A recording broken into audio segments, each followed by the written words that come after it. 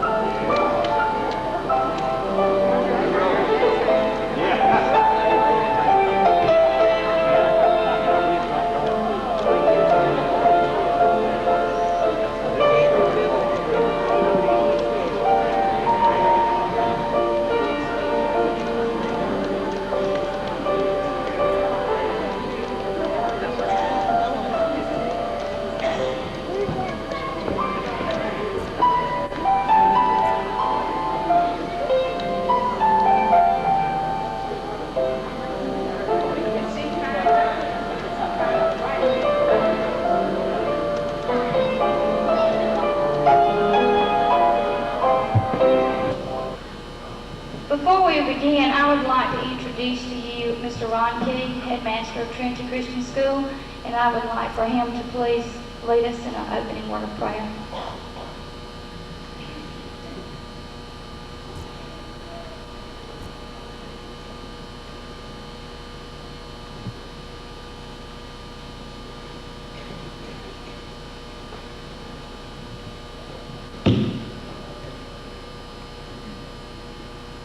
Would you join me in prayer, please? Our dear Heavenly Father, we're so thankful today, Lord, for you and your Son, Jesus Christ. We adore you and praise your name, Lord. We come to you today, Lord, confessing our sins, but thanking you for your forgiveness that's already been claimed. Lord, we thank you for the people who were able to come today to honor Coach Bradley. We're thankful for Coach Bradley and Ms. Jan, what they meant to us, but also what they meant to the hundreds and thousands before us that knew them before we ever came in contact with them. Lord, we ask you today to bless us as we honor this man and his wife, and we honor their family for what they meant to the three communities that they've served in. In Christ's name we pray. Amen.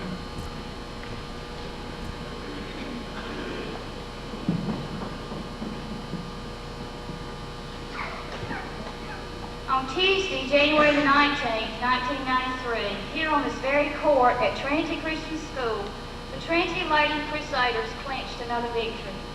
But it was more than just another win.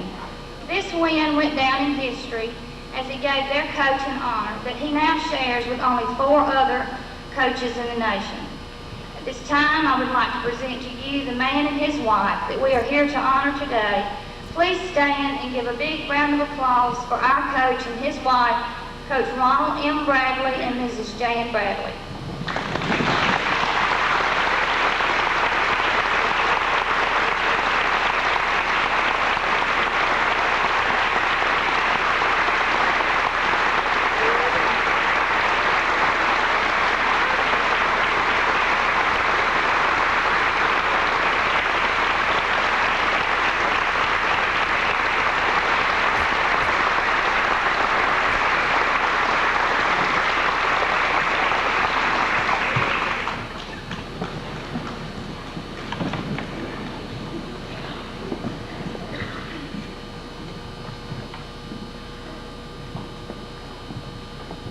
Today is February the 14th, 1993. Before we talk about this day, let's talk about the year 1934. Franklin Roosevelt is president. The price of a new Ford is $535.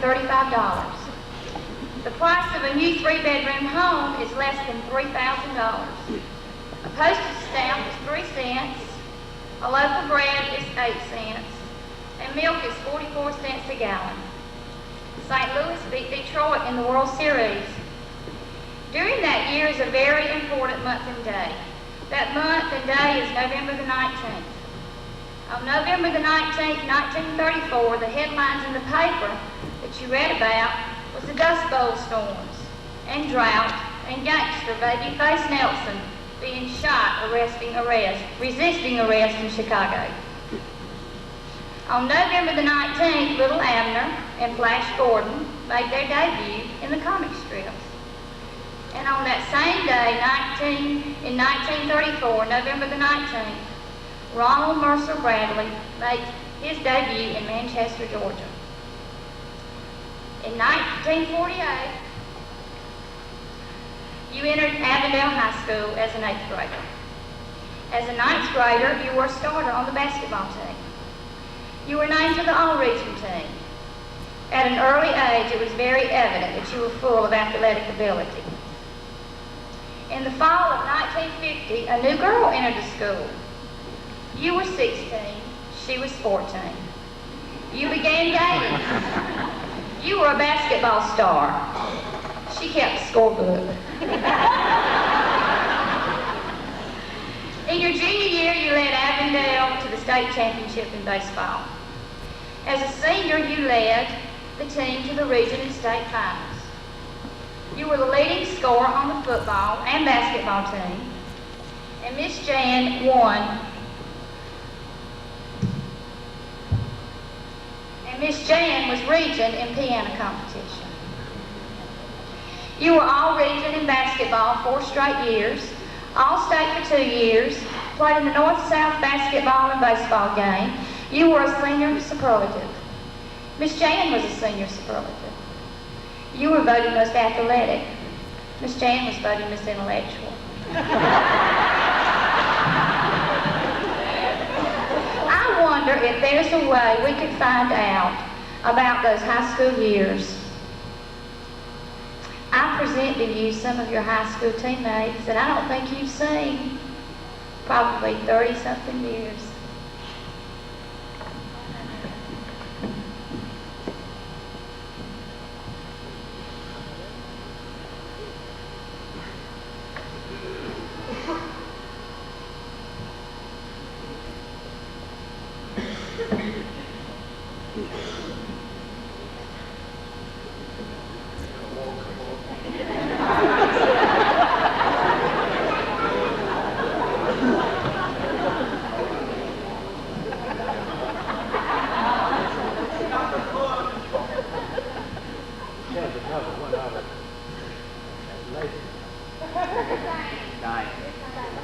There's another one of them. Oh, all right, well, come on.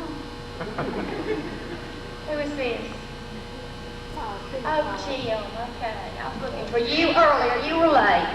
I present to you Mr. Jim Barlow, Mr. Lamar West, Mr. Billy West, and Mr. Jimmy Castell.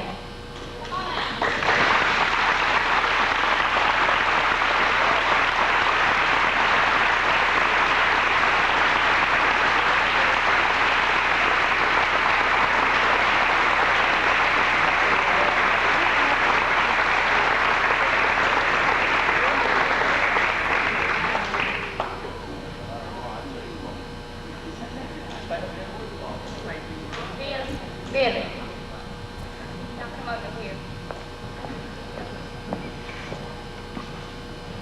I was just going to ask Ronald if he remembered the old days up in the woods there, up in the house where we had the old homemade backboard and goal without a net. Remember that? Spent a lot of good hours up there. I'd like to congratulate you for this milestone that you've reached. Not many coaches get this opportunity. Good to see you. Like Ronald, I was also in the coaching profession for a while, but I never reached the milestones that he's reached. And as I look at it, I don't see that it would have been possible for me to, but I congratulate him for this also. But as we get to the age that we are, the first thing we have to do is just thank the Lord that he's given us the opportunity to spend this many years together and given Ron the opportunity that he's had to reach this milestone of 1,000 victories. And I just congratulate him with that and say that as we were growing up and we grew up together, and we grew up on the same side of the railroad track. And as it was, we grew up right on the railroad track. In fact, you could throw a rock, hit the train when it came by where we lived. But I enjoyed those years together and cherish every minute of it. And congratulate him again.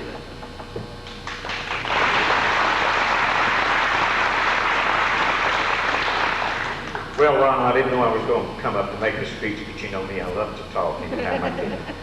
Our earliest days, and of course, everything that we did back then was a pleasure. We had fun. And the thing that stands out most in my mind is the trips that you would organize at the Downtown Boys Club. Ronald was big on tournaments, loved to play tournaments.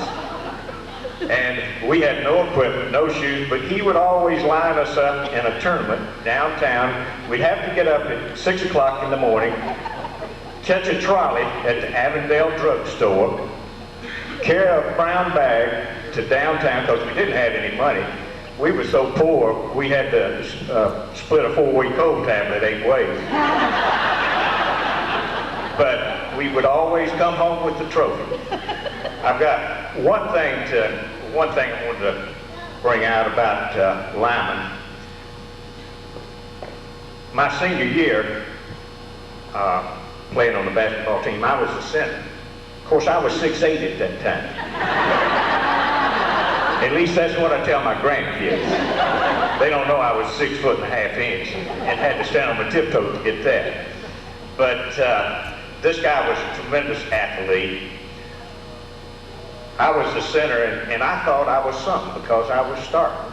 Well, back then, you know, the hook shot was the thing, and I was too little to shoot a hook shot, but I thought I could make it go in. So Lyman got tired of seeing me shoot the hook shot and miss it.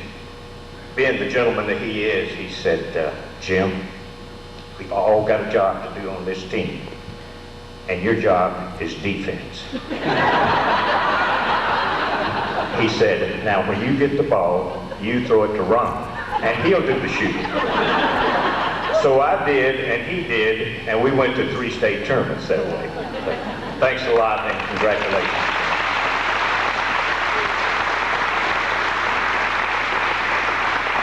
I want to congratulate Ron.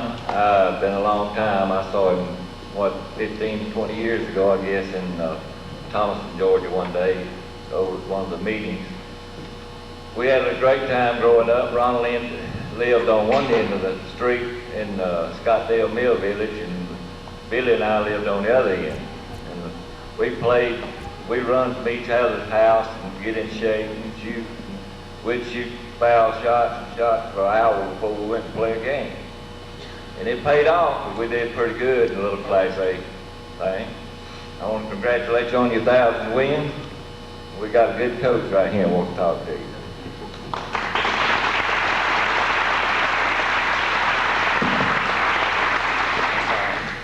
I'm Lyman Howard, and I was Ron, and these boys made me look good. They won, they played hard, and we had a good time. I want to appreciate you inviting me here today. Bradley is reminiscent of the old adage that a coach loves to coach, he loves his job, and would do it for nothing, and practically does. He has touched many a boy and girl's life, and he's continuing to do it. And there's no one that would not want their son or daughter to play as a coach under Coach Bradley's leadership. Bradley learned things early. Number one, he said practice and work, you accomplish things. And some of these other boys have shown what he meant by that. Sometimes I'd have to lock the gym to get them out. They'd call me on Sunday afternoon and on Saturday afternoon and say, Coach, let's have a shoot around this afternoon. Well, I thought they were talking about 1 or 2 hours, but they were talking about it way into the night. It's paid off for Ron. Ron made one great decision in his life, and that was when he married Jane.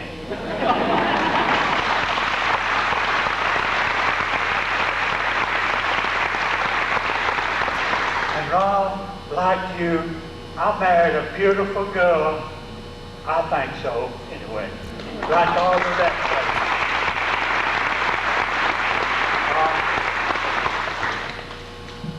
Ron made me look good. You often heard it said that a coach likes to have a coach on the playing court to help him out. I didn't have for one, I had 5 of them. Now, we played basketball by committee. When something wasn't going right, we got together and decided what was to be done about it, and we did it. We practically perfected the zone defense. No matter how, you saw one of our tallest fellows was Lamar. I don't think that, but yeah. He was the tallest one. And we played boys that were 6'6", 6'7", 6'8". Not many, because there wasn't many back in those days. But we had some that we had to play against. And on zone defense, we could put that thrown defense up around them, and they were almost wasted, that tall boy, because we could cover him like a white on right. Bradley, I appreciate you. You meant so much to me. You have, and all these other boys too. And like you, I appreciate every one of the boys and girls that played with me. I taught, because I didn't only coach, I taught 4 classes a day. Plus, I tried to make a living with the YMC on the afternoon after school. Because back in those days, I was truthful when I said the coach would practice coach for nothing and practice for dead. That was the truth. Now I see my lady back here.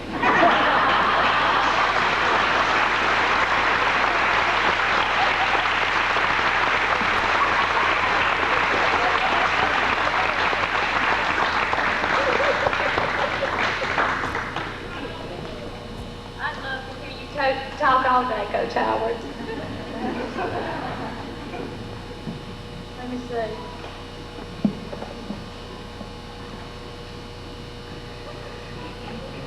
From Avondale High School, you entered the University of Georgia on a basketball and baseball scholarship. You were a member of the Southeastern Conference and the championship baseball team. On September the 11th, 1954, you married your high school sweetheart, Peggy Jan Thomas. On August the 19th, 1956, your first child was born. At this time, I'd like to present to you Coach and Miss Jane's daughter and her family. Brenda Jan Bradley Elliott, Lieutenant Colonel Paul Elliott, and their 3 children, Erica, who is 9, Alicia, who is 5, and Andrea, who is 3.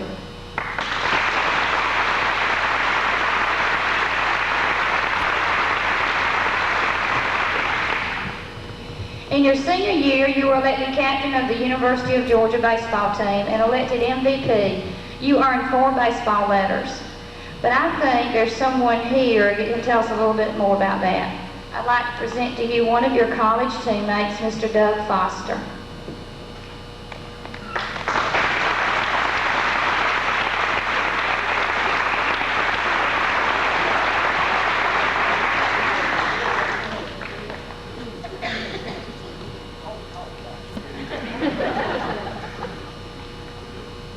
Ron's got a lot of weight on him these days. He didn't have that. I'm going to tell his age. He didn't have that 40 years ago.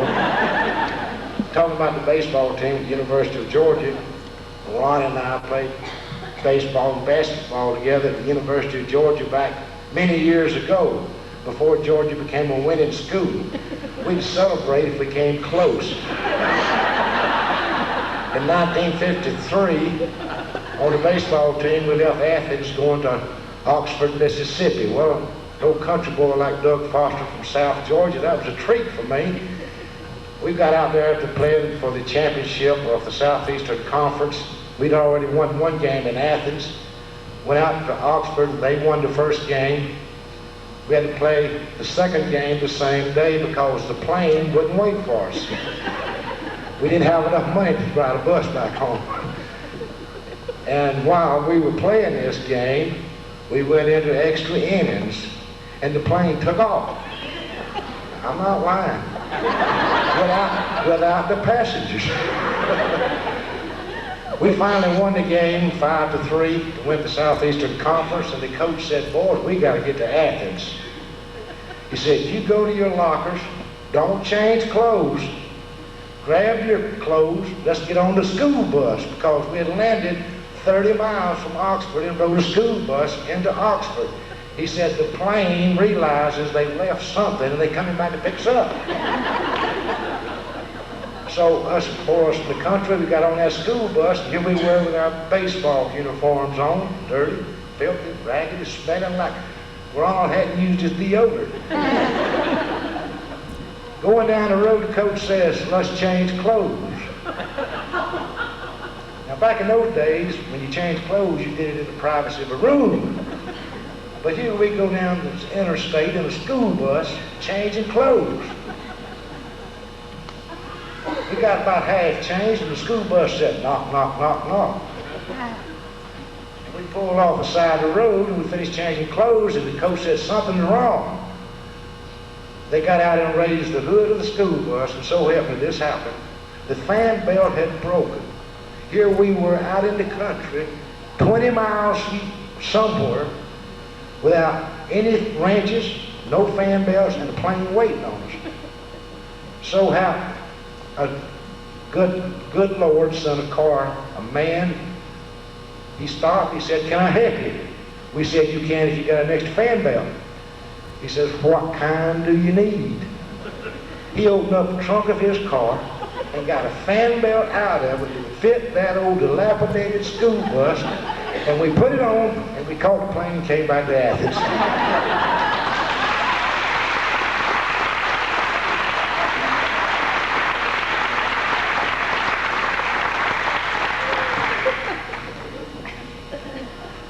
Thank you, Mr. Foster.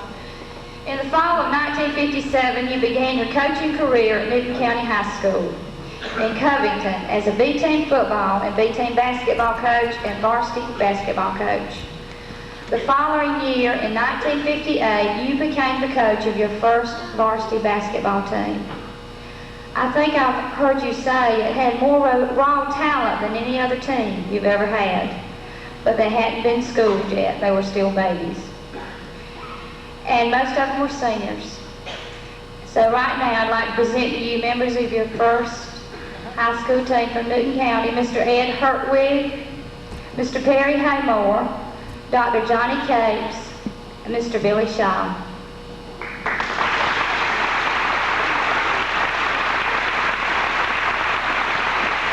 Is Alan Rowe here?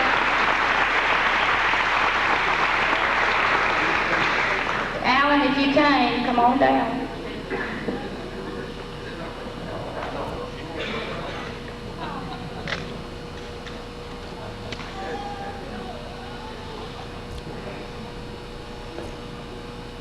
I don't know whether Coach Bradley realizes this or not, but I'm responsible for his success in basketball.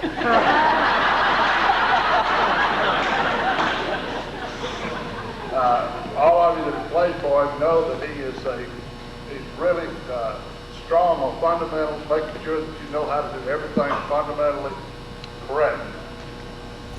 Well, after my senior football season, we were playing Avondale. I had practiced twice, and we went to Avondale. Coach Bradley put me in with 2 minutes to go, and I fouled out before the game. So, we immediately, the next day, began practicing dribbling, passing, jumping rope, and all those fundamentals. So I think I'm the one that's responsible for his success.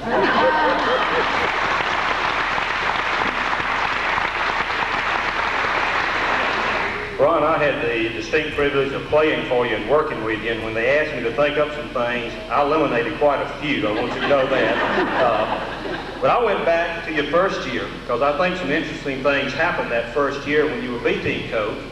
I remember at football camp, we liked to play a little blackjack, and I think Ron was going to teach us the evils of gambling. Okay? I wouldn't say that we cheated, Ron, but he learned to watch us very closely if he played again. You remember the night we played 2 basketball games back to back and won both of them? We went over to Athens as a B team and playing against a friend of yours and had a big lead, and I think you made some statement about us not shooting or scoring, not to run the score up. They got hot, we got cold, and we scrapped for our lives to win that ball game. But we had some great times through the years. Ron, I just want to congratulate you on this, because this is a big victory for you. The thing that I see in coaching, there may be better extras than older people, but your ability to motivate and make kids believe they can win has been your success.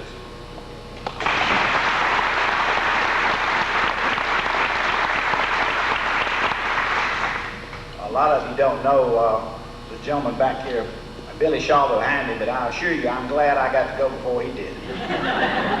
You'll find out why in a little while.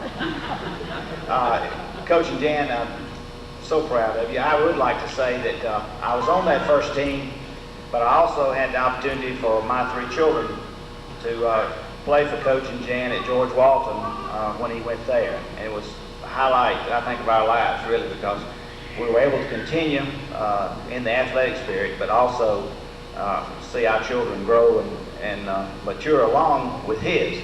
I never have quite understood why he came as a coach, and I was a sophomore in high school, but after a few years we were the same age, and our kids were close to the same age. I don't know what happened. He stayed younger and I got older, something like that. But anyway, no anecdotes on the playing days or anything like that, but I know I was dating my to-be wife later on, and she lived in some apartments in Covington that was in the same apartment complex that Coach and Jan lived in. This is years ago before we had a whole lot of air conditioning. And I always knew what time it was to go home because Coach would just holler out the window, "It's time to go home." And I'd leave. And what bothered me about that, about a year or so later, I was in college and he'd still tell me it was time to go home. So anyway, congratulations, Coach. We're very, very proud of you.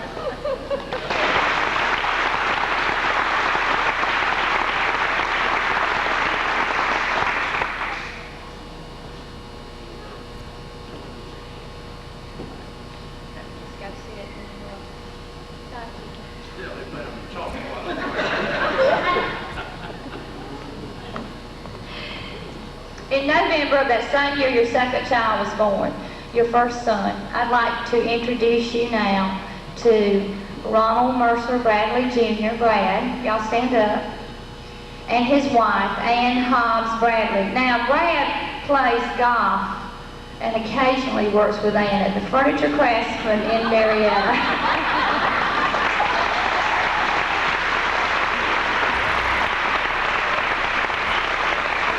Must be nice.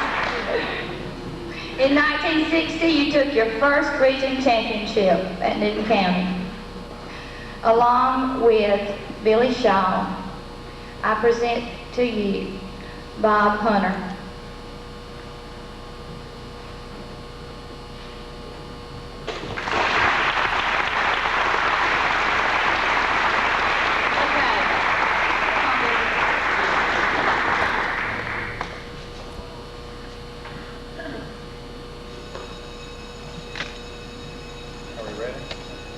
Coach, I really thought when they called me to come all the way down from Atlanta, Georgia, that you were inviting all your top basketball stars from Pat. And then I see Kate's back there. Coach used to say, I'd rather see Bill Shaw take a shot from center court than to pass it to Johnny Cates under the basket.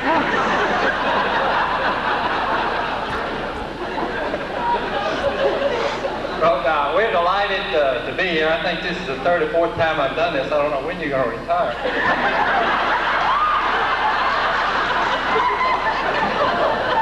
What are you getting this year? I mean, I've seen cars, houses, washing machines. I mean, what do you need? I brought my money clip, but it's empty. And I was afraid you'd have a hat passing out. Billy's vice president of CNN, can y'all tell? I'm going to get off here because a lot of people got to talk, but Coach Bradley helped me get started playing basketball, obviously, many years ago, but he really helped me in my broadcast career. And you remember when I was just a little freshman, and the stands were full of people, we were having a pep rally. And you called me down to center court and hand me a mic, and I stood there just like this for like 30 minutes and couldn't say a thing. You remember you doing that to me? Come along with it. Now you give me a mic, I won't shut up. But Coach, really, you meant a lot to me over the years, and yeah, I think a lot of my success has been because I learned how to win and play the game under you, and I want to thank you. I don't want to get choked up here, but I really appreciate what you and Jan have meant to me in my career. Thanks a lot.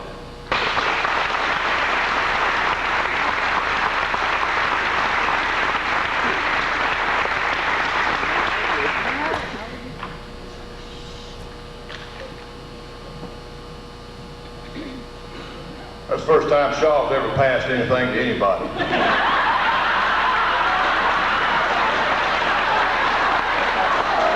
Talk about coming to half court and shooting instead of passing off the case. Him and Mitchell used to fight over who's going to bring the ball up so who could shoot.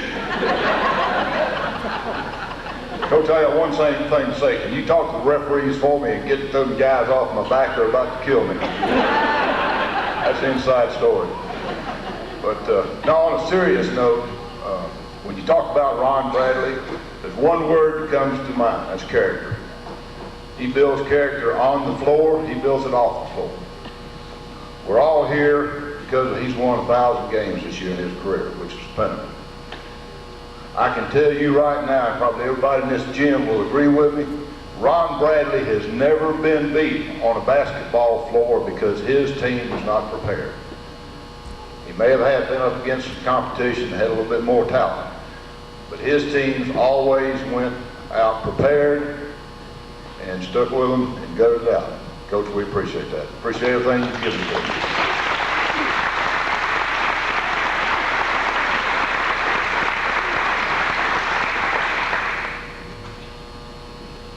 Billy, I got you here because in July the 14th, on July 14th, 1962, those twin boys arrived. And I'd like to introduce to you Robert Winston Bradley, Bob Bradley, stand up Bob, his wife Mary Ann Bolton Bradley, and their daughter Rebecca Ann Bradley, who's 2 years old. Bob was named for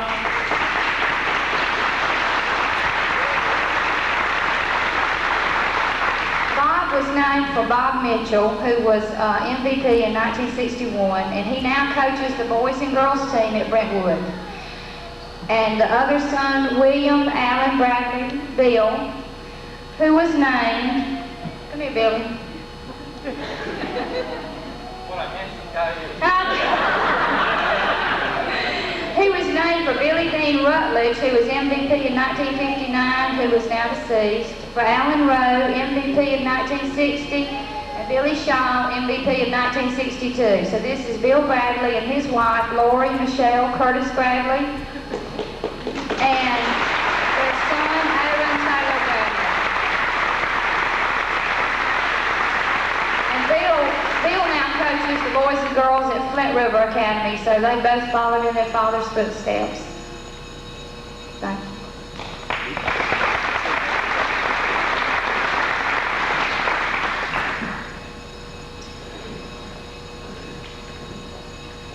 In 1963, you took your first state championship at Newton County. I think it was 71-49 over Hart County.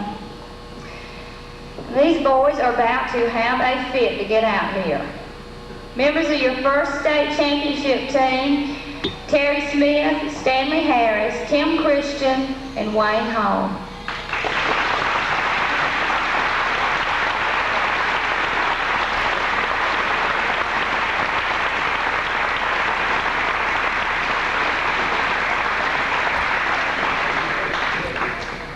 Where's Terry? Okay, Terry, this is one right here. When I called and talked with Terry, Terry said he was greater than any one of them here. You know, Tim is the one that went on to Auburn, and he was just one you read about. And Terry says that he was greater than all of them because he was the one that got him the ball. Needless to say, I was defensive. I wasn't offensive players. This is 4 of the starting 5 of the 1964 state championship at Newton County. We're missing the other senior guard, and that's Grady Campbell. He's a doctor, and he's in Cincinnati. Wish he could have been here. Now, I was very fortunate or unfortunate. I had Coach Bradley for 2 sports, and needless to say, more stories come along about me, I think, than anybody else. Well deserved until Bubba Hill came along a little later on. Okay. I want to share one with you if I could, but I'm going to get away from basketball. I want to talk about a little incident on the baseball field. Coach Bradley, would you stand up, please? Now, would you turn around? Lift your coattails up.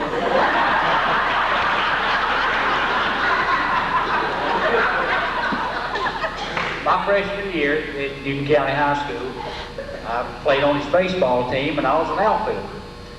We were having a practice, an infield outfield practice, and at that point in time, the outfielders were not doing a very good job of throwing the ball from the outfield to home plate. So Coach Bradley, as the disciplinarian that he is, and the teacher that he is, with his red University of Georgia sweatpants on, they are sweatpants with a hole in the knee, he turned around and said, now if you can hit this, you've got the right direction, velocity, and line. And I was the first choice to throw it, and I hit it.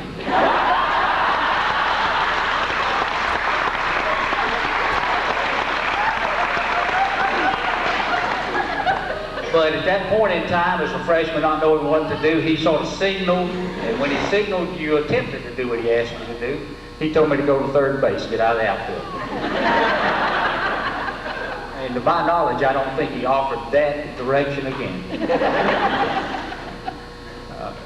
Coach, it's some good things that have happened to all of us that have been fortunate enough to come along under your guidance. I had a gift that showed up on our doorstep. I'm going to share it with him. It said Bradley. I have no idea who left it. I think the recollection will be there, but I will share it with him at this time and see if he wants to make a speech then.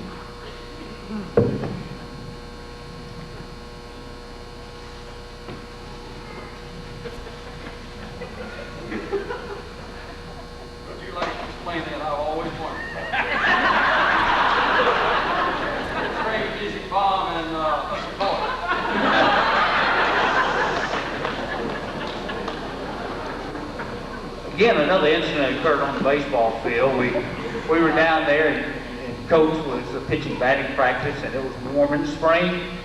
And somebody had taken an analgesic or chemigistic product called atomic bomb and coated his jockstrap. Now, anybody that has been part of athletics, first the smell is enough to kill you. But after he warmed up and started throwing a little bit, he started scratching. He didn't have on a girdle, no pantyhose. But we had a little building over beside the baseball field. He went over and I think he jerked off his sweatpants. I presume he took his jockstrap off. I don't know how he figured out what the smell was. But he came back out of that building, and I promise you, we suffered. We suffered immensely.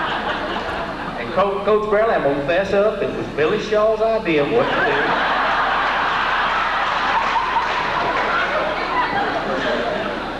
And I promise you it was not cool. I'd just like to say that I knew Coach Bradley before I ever knew he could even make hair. He never had hair for 20 years. But, he gets out of Newton County and starts growing this stuff.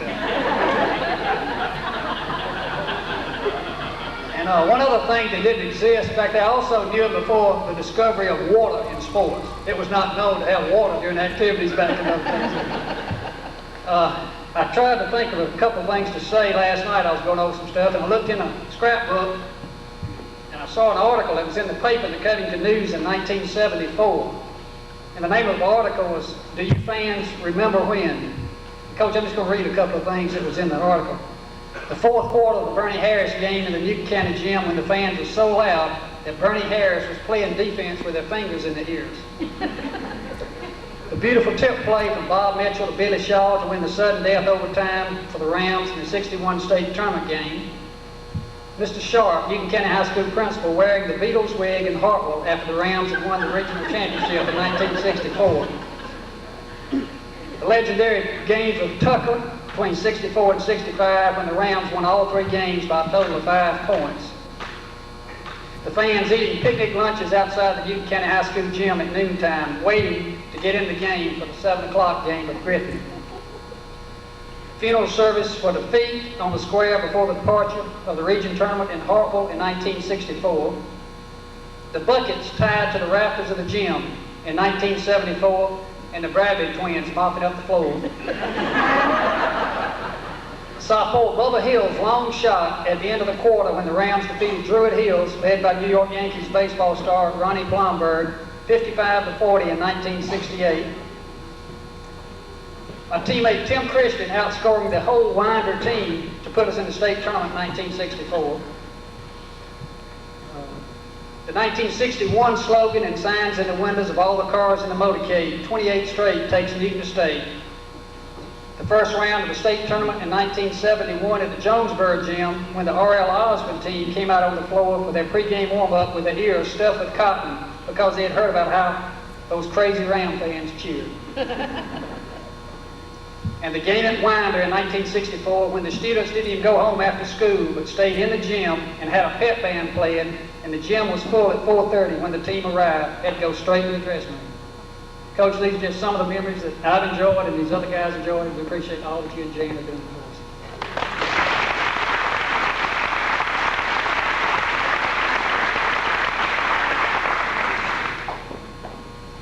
Coach and Jan, congratulations on reaching another great milestone. Unlike Shaw, these things come on pretty fast.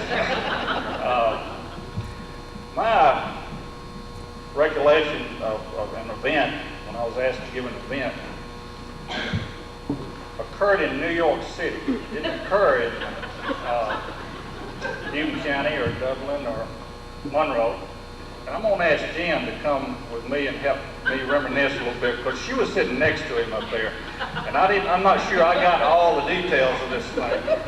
But as Stan mentioned, Coach Bradley used not to have any hair, and he would get on the officials pretty hard, and his face would get red, and his head would get red, and he'd get very upset for some reason for making a unpopular call at the time, probably. But at no time did I ever see him as red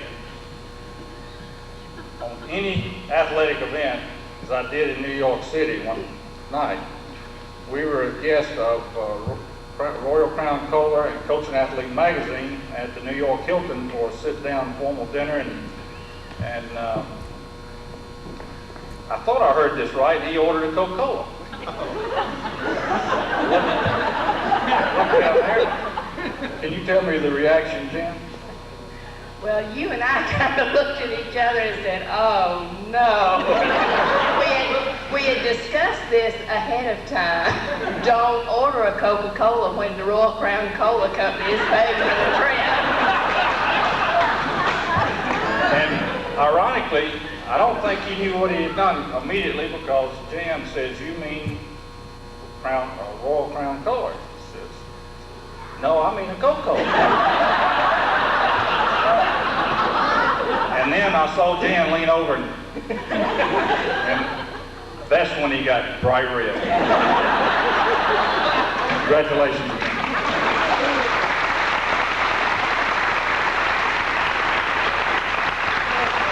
But as Paul Harvey says, for the rest of that story, they didn't bring it in a glass with ice.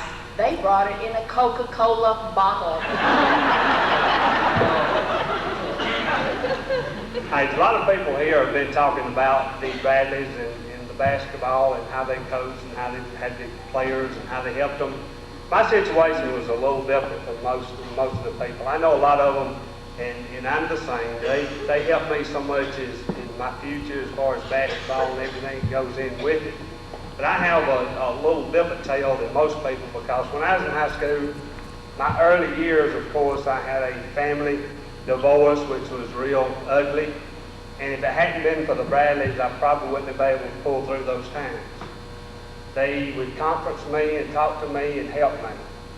During the middle years of my high school career, they helped me with my love life, because every time that we'd have a basketball game, if it would rain, he wouldn't let you take the girl home.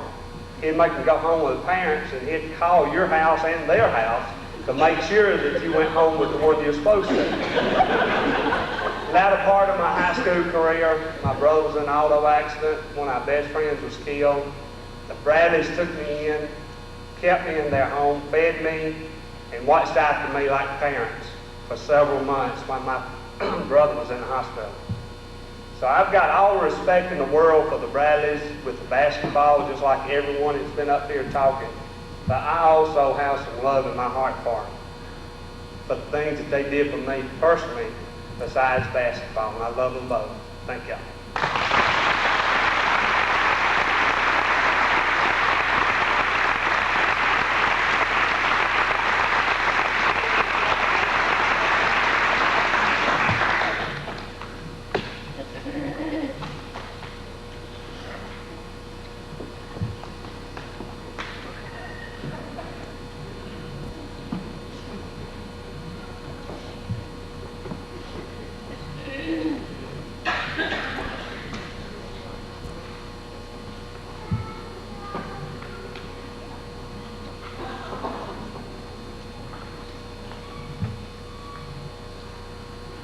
supposed to have a part of the program right here, but Terry, as he walked by, he showed me this bracelet.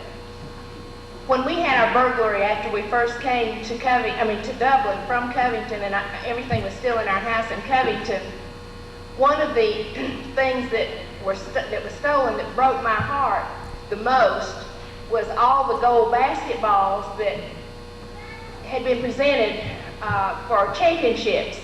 And I had a gold bracelet with gold basketballs and baseballs on them. And Terry just showed me the one. I guess this belongs to Kathy, right? Yeah. But anyway, it's gold basketballs that the Georgia High School Association awarded.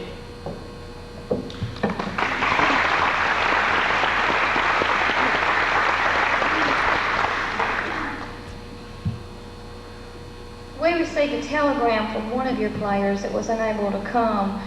Terry Shale, you remember Terry Shale? And Lisa's just going to come and read the telegram to you.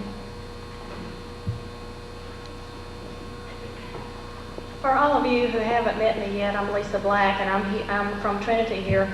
And I did not play for Coach Bradley. I'm a parent here at Trinity. My children have played for him and do play for him currently. But he not only instructs our young people, but he also trains the rest of us. And I could not in good conscience walk out on his court in high heel shoes and poke holes in his court. So that's why I'm wearing tennis shoes.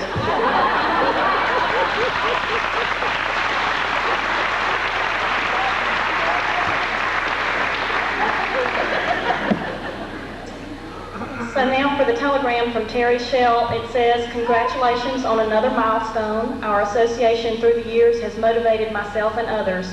Proud to be in your Ram family, Terry Shell." Looks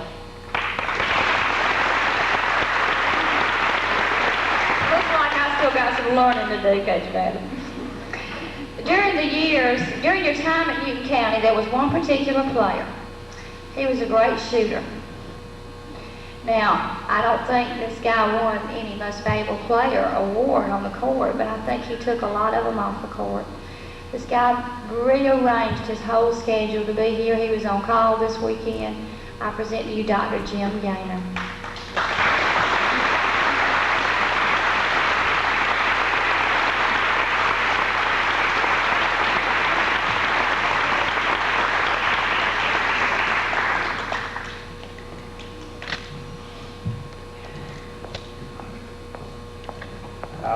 It's a privilege to be able to participate in an event recognizing Coach Bradley.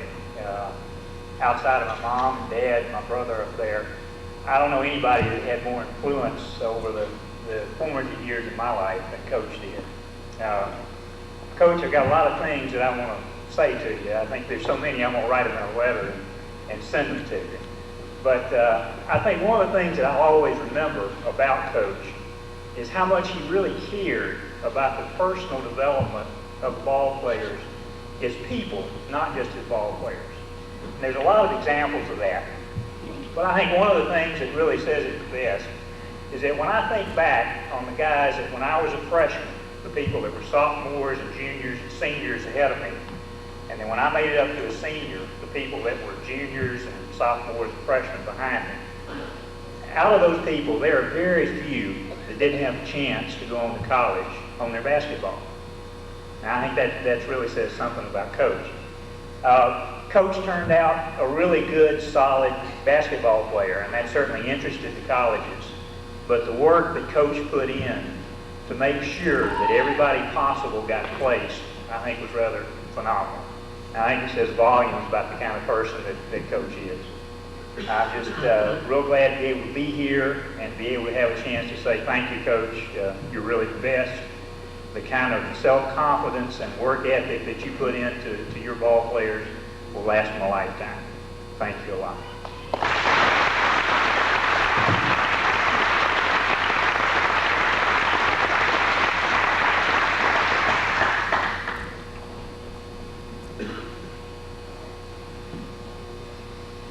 Two other players that played together during 1970 and 1971, they were not member of a state championship team.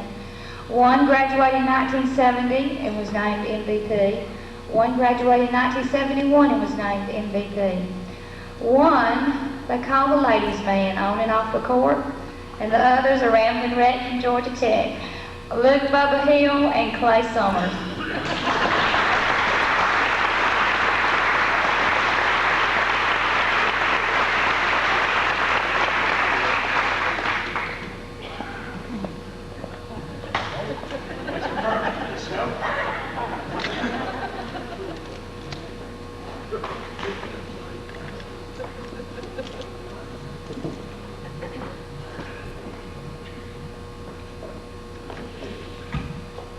Yeah, I'm the guy that ran sprints during the game.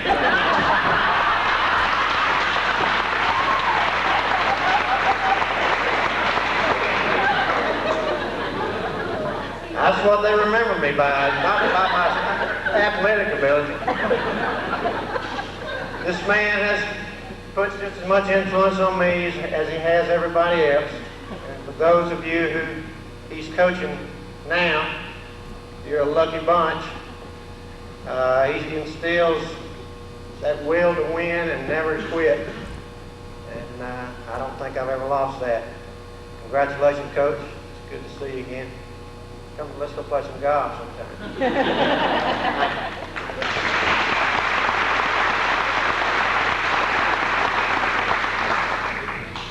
Coach, it's an honor to be here with you and Jan today on this special occasion. I spent some time going through annuals, trying to think of something to say, a funny story, and just so many memories went through my mind. You've been so special to me in my life and everybody that's played for you. You taught us, I think the word special is the key. Reading the articles about you and talking with you, you've always said that what was in it for you was making young men feel special, young people feel special about themselves. You certainly did that for me. The way we dressed, the nice restaurants we went to, rode the Greyhound buses, staying in the nice hotels and state tournaments, truly made us feel special. I found a quote in one of the high school annuals after our 70th season that kind of, I think, summed it up. I want to read this. 15 boys suffering from acute lack of height and an even more acute lack of experience. To a casual observer, this is all that Coach Bradley had to begin the 69-70 basketball season. True, our Ram players were unusually short, but that is the rule at Newton County. Experience would come. Our Rams more than made up for their shortcomings with effort, pride, and a fierce desire to win. I think that's probably typical of all of your teams. You taught us more, that life is about more important things than winning also. I want to just say one thing that stood out in my mind, thinking back on all the wonderful memories. It taught us that there were other things in life besides basketball. Our freshman year, we had played Franklin County in a regional tournament in Gainesville. And I can't remember if it was a pre-game meal or after the game meal. And we had entered the restaurant, as we always did, to eat a nice meal. And Franklin County's team was in there. And they had one black player on that team, which we had not really experienced at that time. And it was kind of evident that he was sitting by himself, and it was pretty evident that they had to pay for their meals. And they were all sitting there eating, and he was sitting there with a piece of pie. That's all he had. I never will forget you going over to offer to pay for his meal. I don't remember whether he accepted or not, but that just kind of taught me something about life. And I just wanted to thank you for that and the direction you've given us all. Thank you.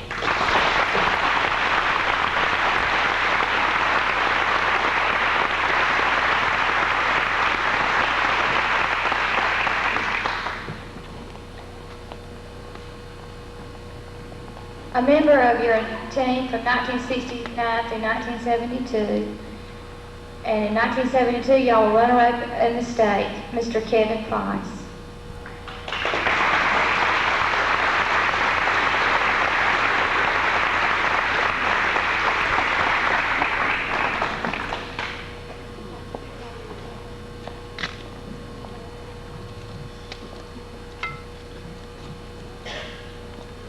they told us to talk about, you know, a highlight or something that you'll always remember. One of my highlights was when Clay and Bubba left, and I got to shoot the ball a little bit.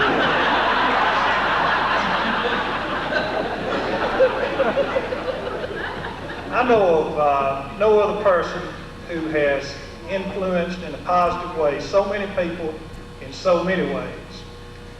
And we talk about the game of basketball, and true, we all learned that with Coach Bradley, but we also learned about the game of life.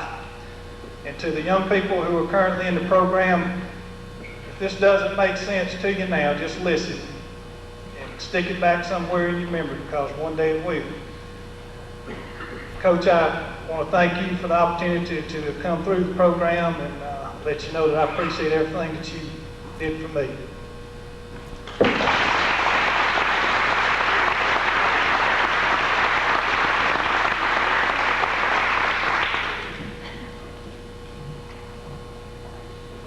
Now, you know, I don't think the basketball teams could get along without having a manager. The manager during the time you were at Newton County was Darrell Huckabee, and he has something real special he'd like to present to you and Miss Bradley.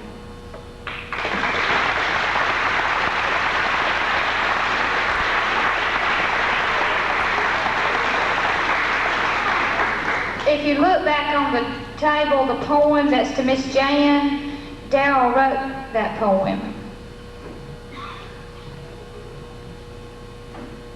I'm not sure if Coach knew what exactly to expect to see here today, but I know the last thing he expected to see was Darrell Huckabee walk up here with a full beard. I'm sure he turned to Jan and said, "Jan, you." But there's a reason for it. I'm not a renegade. I have a one-man drama I do where I play the part of St. Peter. So if your churches need a program, give me a call. Dan's got my number. And St. Peter just looks better with a beard. Tim, I've heard that story about New York City for years and years and years, and every time he told it, it was you that ordered the Coca-Cola. I'm glad to hear the real story.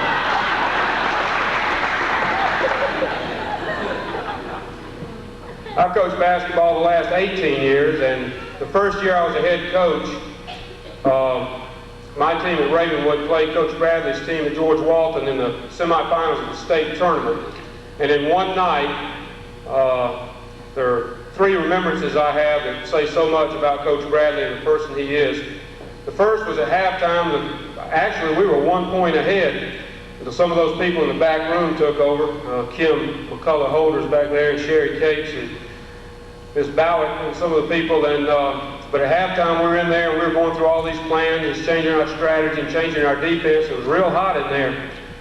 I opened the door to get a little air. Coach was getting a little air too, right outside our door. That gave me a little indication of his competitive nature, and I took notes on that and used that. But a little bit later, after the game, which they did win by a handy margin in the second half, if you've never worked hard enough or been in a situation to put yourself in the situation of playing for a state championship and got that close, you can never know how much it hurts to lose in that situation. And we drove up to Shoney's. It was in Perry where the tournament was played. And we drove up to Shoney's on one side and got off our bus at the same time the George Walton team was getting off their bus. And the last thing in the world we wanted to do was sit and eat our post-game dinner with them while they celebrated. Coach turned his team around and put them on the bus. And I don't know where they ate or if they ate, but that showed the class that this man has.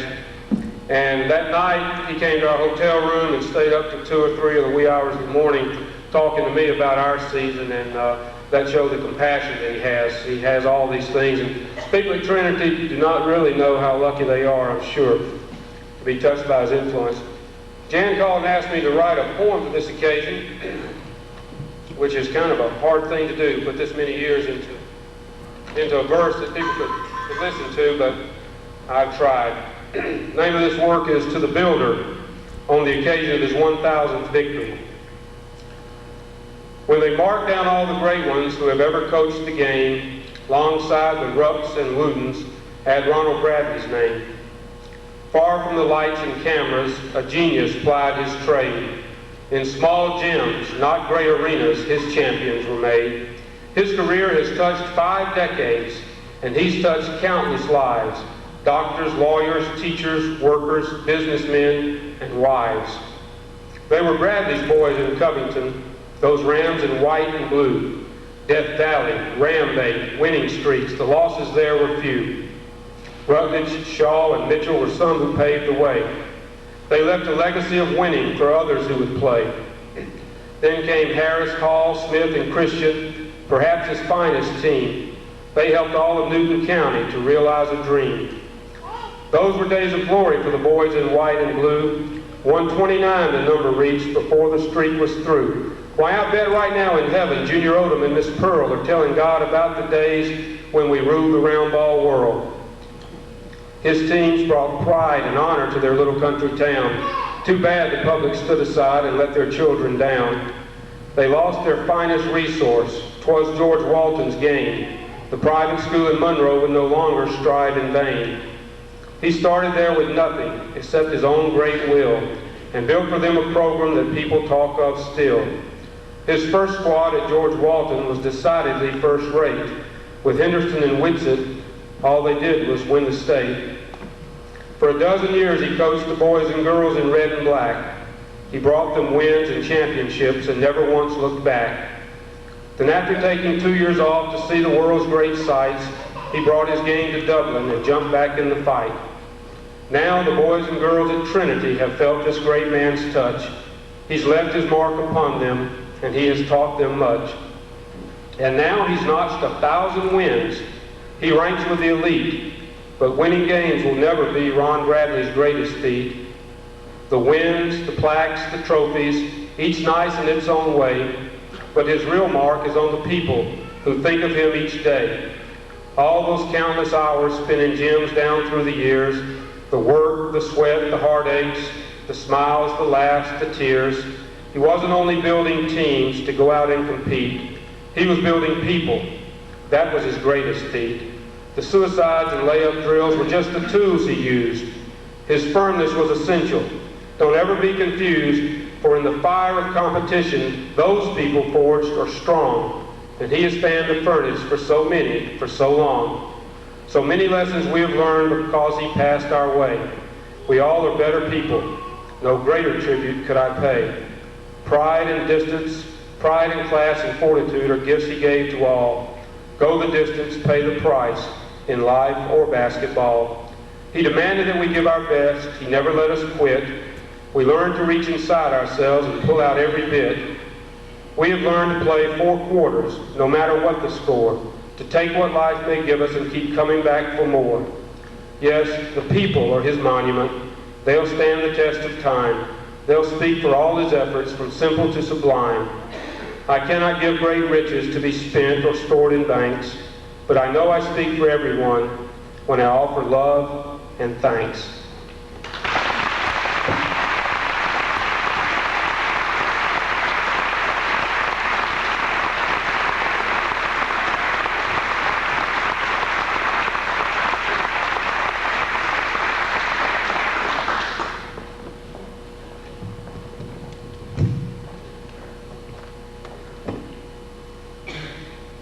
At Newton County, you coached for 17 seasons. During this time, you achieved your 100th win, your 200th win, your 300th win, and your 400th win. The record you hold is 430 wins and only 68 losses for the varsity boys.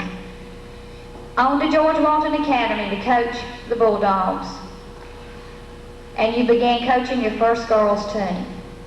You immediately took the boys to their first state championship, and along by your side was a great coach who is now the coach at Piedmont High School, Mr. Bob Westbrook.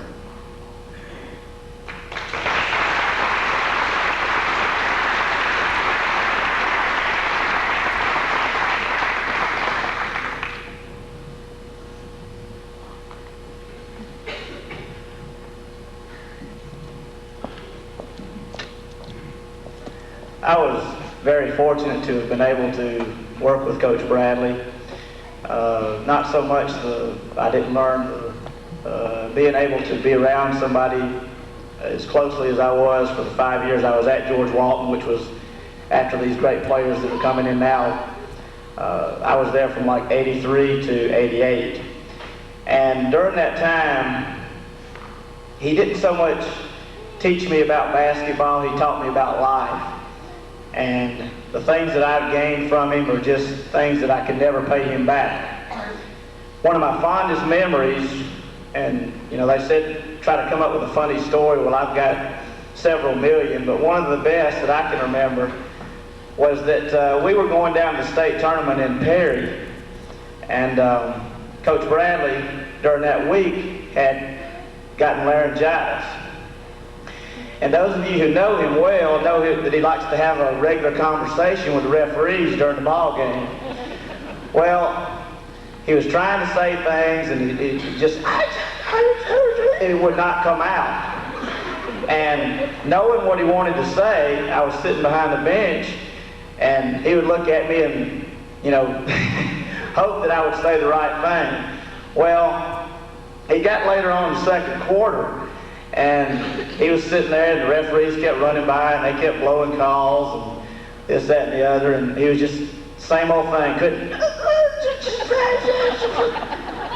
So, finally, the last time the referee ran by, he was right there at the timeline where Coach was sitting, and Coach just stood up and was giving it that, and veins were popping in his neck.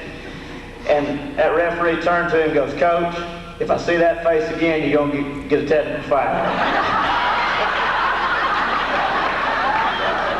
And I wanted to laugh so bad, but I knew that if I laughed, he'd probably knock me up there in the top row somewhere too.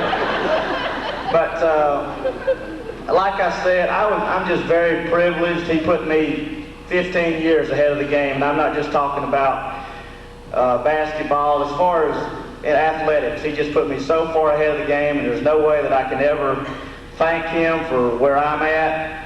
And it's just obvious with all these people here, the effect he's had on all of your lives. Thank you.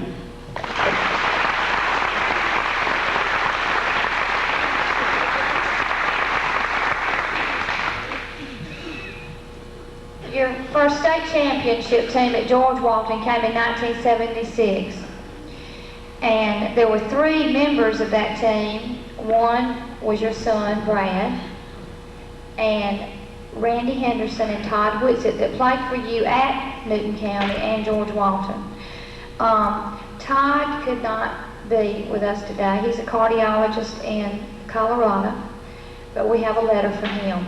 So the members of your state championship team are your 3 sons, Brad Bradley, Bob Bradley, Bill Bradley, Don Holder, and Randy Henderson.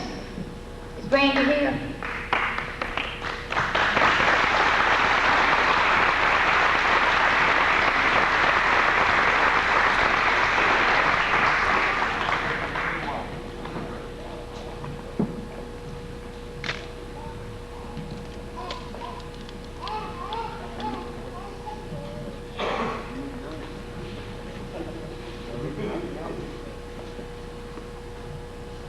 When I came here, I didn't know exactly what to say. But sitting back, heard some funny things, some serious quotes. But one thing that sticks in my mind is not many people get a chance to play for an individual and win 2 state titles. A lot of y'all know he's a pretty good football coach. Back in '76, he won the state basketball, and then again in '79, he won the football state championship. I had a chance to talk to my alma mater, George Walton, year before last, before we won football games. One thing that sticks in my mind and in my soul is no matter what you do in life, if you win a state championship, no one can ever take that from you. I was fortunate to win 2. It's on a team that won 2. And no matter what direction my life goes, I can always hold my head proud and say I was a member of 2 state championship teams. Coach, I just want to thank you for that. I'll take that in my grave with me.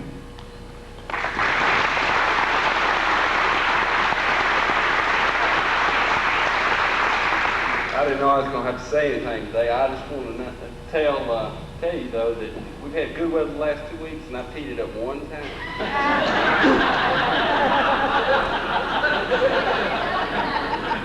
Can't ever play enough. I've been fortunate enough to to have this fella is not only a coach, but is my dad, and I don't know which one was harder. I enjoyed both, but I think I've told more people that I feel fortunate to be able to play ball for him, and I feel real bad for the people that don't get a chance to play for him, because just like everybody else has said, that you can learn a lot from him if you just listen. He told me so many things when I was a kid that I never dreamed would be true, and most all of them have come true. And I'm sure there's more things that he told me when I was a child that I'll realize that he told me when I'm 50 and 60 and hopefully 70, 80 years old. That I'll still remember other things that he told me. And I appreciate it, and I'm glad to be here today. And like the rest of these fellas, look forward to the next one.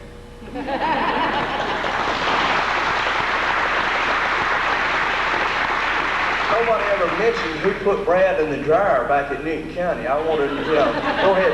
Did Brad actually crawl in that dryer, or who put him in there? There's been a lot of serious stuff, a lot of funny stuff. I think the most influence he's had on my life is the fact that now I'm a coach.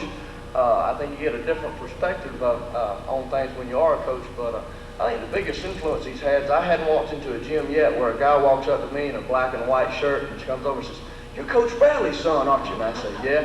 Hadn't got a call yet in one of his situations. They know him, they see me, and I remember that man. He don't get a call. I hadn't got one yet. I keep waiting on one. "You're Coach Bradley's son, aren't you?" "I'm going to give you every call in the book," because he was a real nice man to me. He was always nice to me. I hadn't got one of those yet. I think that's a big influence on my career anyway, so thank you a lot.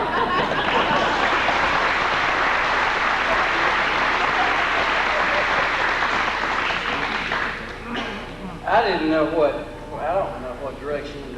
My wife and I were in the car on the way down here. We were talking about state championships, and we were talking about winning the 1976 state championship. And my wife said, "Did you play in that game, Bill?" I said, "No, honey, I didn't make it into that game." I said, the team we played for the state championship, Don and Brad were both starting, but the team we played for the state championship was Windsor Academy. We played 3 times prior to that in the season, and I had played in all 3 of those ball games. One of them was at Windsor Academy. I was sitting on the bench. I was an 8th grader, and the referee had made a call on Todd, who was a great player. He made called a foul on Todd, and I was sitting there, and I looked up and I said, "Referee, you stink." Referee blew his whistle. Did this little signal right there. Dad stands up, asks the referee, "What was that for?" "I got a technical foul on the bench, sir." He said, "Tell me who said something." It's like the firing squad when they walk side by side. And the referee stopped, and Dad wheeled. And he said, eye to eye in my face. Ate me up. Needless to say, it was not one of my most pleasurable experiences in my life. But he did let me get in the game. Now, the rest of the younger kids got to play a tremendous amount. We had a dead ball with 1 second to go on the clock. And he was so benevolent as to allow me to check in with 1 second to go on the clock. So, needless to say, I did not help my average out that night, but I did get my little scratch name on the book. I was asking, I was worried about my average. Yeah, I scored 1 point that year. That was a strong average. I was talking to some of my kids. Obviously, I coach basketball, and I was talking to some of my kids about what they thought about me taking over the boys' basketball team at Flint River Academy. And this was just a couple of weeks ago. And because we had been struggling for a while, and I said, "Coach, we think it's the greatest thing in the world." I said, "Well, what do you mean?" He said, "Well, we're getting your dad's knowledge. You're getting Coach Bradley's knowledge, his ability to coach, and all the basketball knowledge that he can give us. And we're getting your twin brother's knowledge. He's got a tremendous amount of knowledge. He's coached us for the last 3 years, and we're getting his knowledge. But you're so much more relaxed than they are."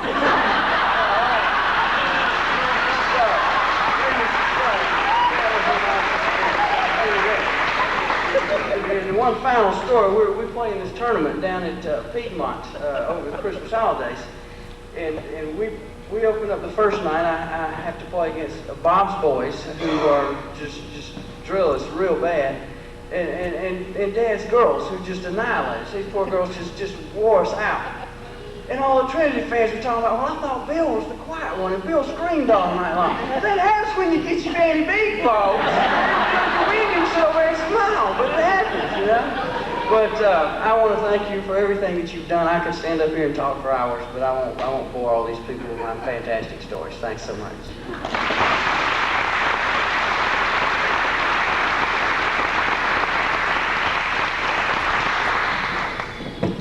And now I'm just going to read a brief portion of Todd Whitsitt's letter. It says, in all my years of playing for Coach Bradley, I was never in a situation I had not practiced or prepared for. We were supremely confident in our ability to compete. If not physically superior, we felt we were smarter, in better shape, and better worked. Basketball and life are not alike, they are the same, being prepared and ready to answer an unexpected opportunity. Having the courage to fight back when defeat seems certain, setting goals and achieving them by hard work and self-sacrifice, love of team and teammates, grace in victory and dignity in defeat. Coach Bradley taught me these things. In life, as in basketball, they have served me well. I thank him for this. I have played basketball under many people, but Ron Bradley is the only man I call coach.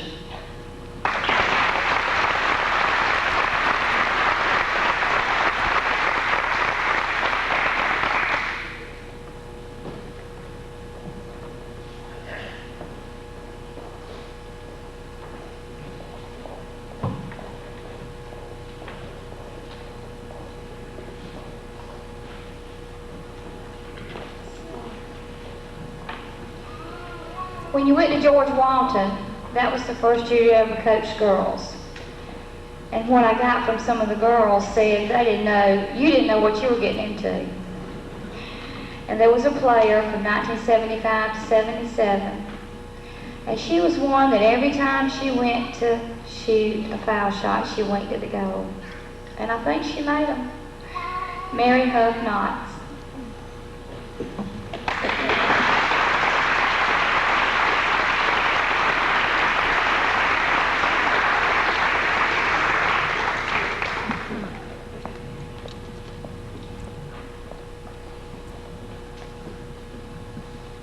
I was going to have to get up here and say anything, and I'm not really all that well prepared, but it was wonderful years as you coaching, and being a member of your first girls team. We all thought we were pretty tough. This guy had come along, and we were out there, and he didn't bring in the guys team to play against us to make us tough. We had black uniforms, and we thought we were really good. We never won state, but we went there a couple of times. One thing that I'd like to thank you for is the confidence that you've instilled in me, and some of that's still with me today, and I wish he was around a lot of times. But I want to thank you from not only me, but my family as well. We enjoyed all those years. Thank you.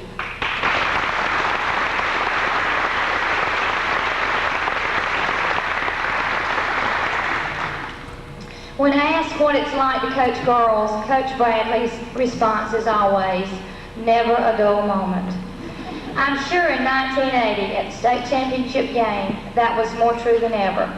That game was the most perfectly played game that had ever been seen. But they got beat 2 points in the last 5 seconds of the game. From your girls' state runner-up team with a record of 29-1, I present 4 of your 5 starters. Kim Holder, Pat Bowick, Sherry Case, and Sandra Kitchen.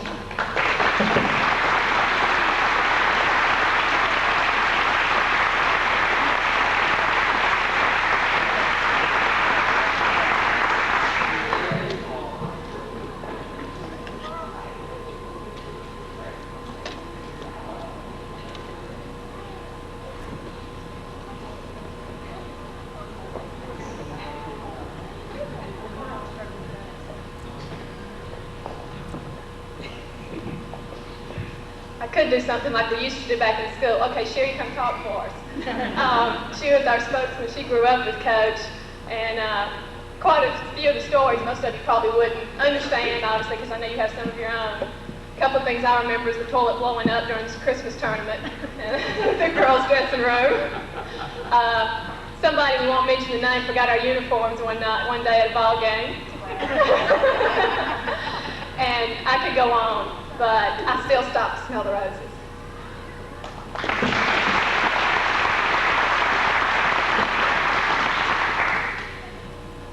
I think back to my 8th grade year when I was still a peon sitting at the end of the bench trying to hide. I remember the first game I ever got sent in. I was really nervous because the score kept growing wider and wider apart, and that's when you start sweating. And I remember there was about 30 seconds left on the clock. Coach Bradley leans forward, and I lean back, hoping that he forgets I'm down there, and he, Sandra, and I run up trying to keep my knees working, and yeah, kneel down there in front of him, go in for, I can't remember who. Fortunately, I did remember to report in, and unfortunately, time did stop. And they called me in, and you're always supposed to tell the person who you're going in for and get who you're guarding. So I got who I was guarding and got down low in good defensive stance, and remembered I'm supposed to look right at the belly button because you can get faked out if you look anywhere else. So I'm down low looking at the belly button, and the ball comes in, and my own team runs down to the other end of the court. I must say I learned a lot from that first game. Thank you.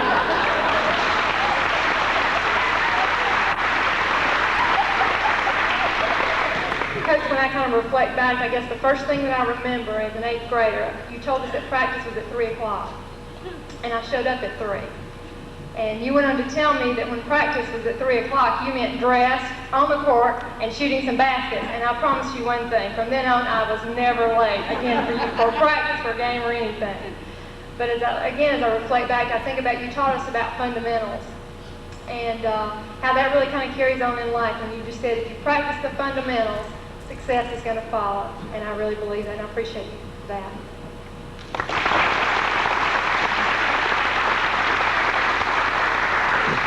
Like they were saying earlier, I got the opportunity to really spend most of, if not almost all of my life with the Bradley family. And with that comes all kinds of great things. We shared Christmas together. I think I'll never forget Coach Bradley trying to fit in the Pink Pig ride at Rich's.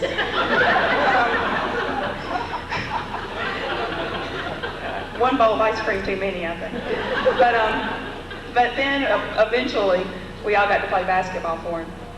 And the reason I always got to be the one that got to go talk to Coach was that they were all scared to death of him. So, you know him, Sherry. You go talk to him. So I got to go tell him why the girls really didn't want to wear red, high-top, canvas tennis shoes. Tactfully, of course. Well, you know, Coach, we have all kinds of feet problems.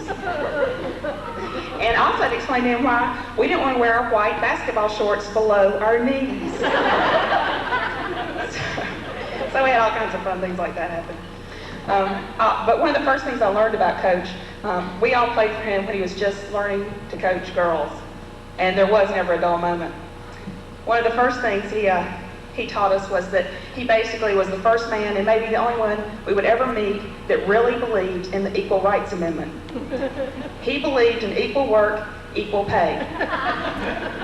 We worked just as hard as the boys, and if we didn't, he'd bring them out there to prove to us that we were. We ran just as many suicide sprints, we did just as many layups, but we also got equal pay. He gave us all the same rewards, recognition, we had the same self-esteem. There was never a difference for the girls or the boys. That's a lesson we've learned, and it's paid off all through life. He's taught us that we can do anything we want to do.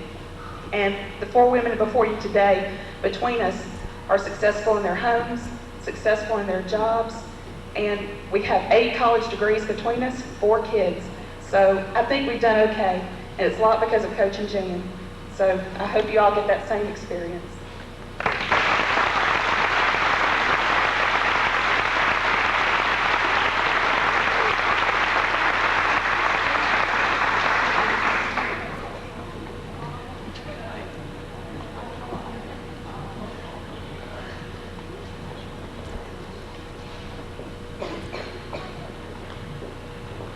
Not until 1985 would you take another state championship. Prior to that, you had some great teams and some great players. From the George Walton Bulldogs of 1982, Rob Daly and Alan Van Brockland.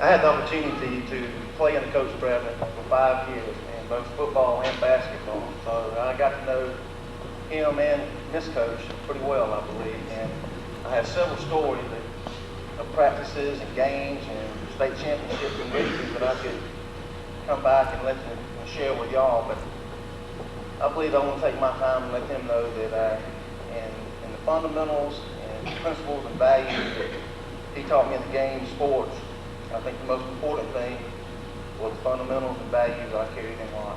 And I just want to say thank you.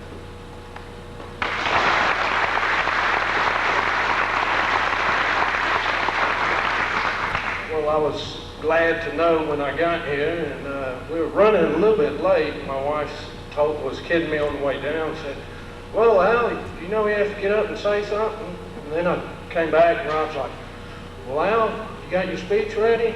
So I'll try at it anyway, but from hearing everybody else talk, and there's been some great stories, and it'd be hard for me to say much without duplicating many of the same things, but many people today, when you grow up, there's people have problems with their jobs, with their family, and everything else, and I think one story,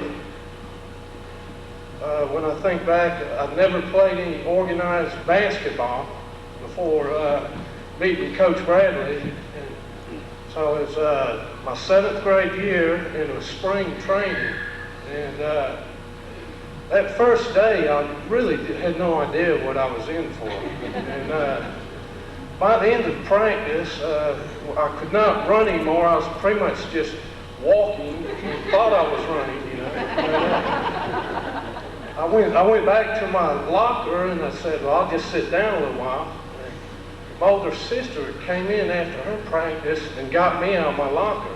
And could you imagine, the only thing I could think the whole next day, nothing about school, was how am I going to go to practice today? Because that one thing right there is going to always stick with me, and that is no matter how bad things you might think they are, never quit. And I thank you very much, Coach.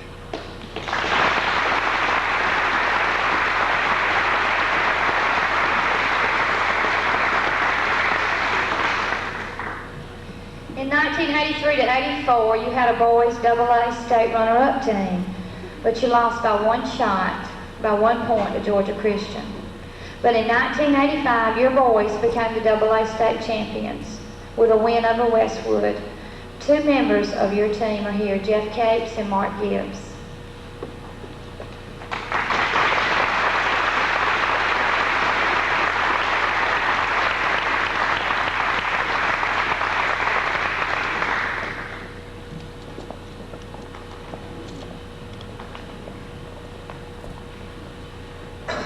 Coach, you really should have had your 1,000th victory 3 games earlier. In '86, we kind of choked up, lost of course, but congratulations.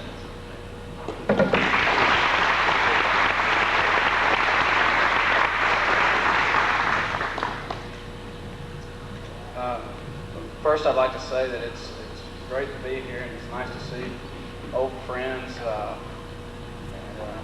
It's kind of nice to see how people change over the years, Coach Bradley. I can still wear my leather jacket. I don't see a whole lot of it. Hey, it's good to come back and you reminisce about those phenomenal wins and those tragic losses. And I think in athletics, it's a shame that they end up measuring somebody's success by their wins and losses. There's so many intangible things that don't fall under a W or fall under an L that you just can't measure. And to look at Coach Bradley and try to measure him by his 1,000 victories, I think you come up way short on just how successful he's been. You know, you're in a very unique situation, Coach, where you get to touch the lives of young people at an age when they're learning new things, trying to learn directions, and a very, very moldable point in their life. And I think you take advantage of that situation and stress these values that are going to help them succeed later on.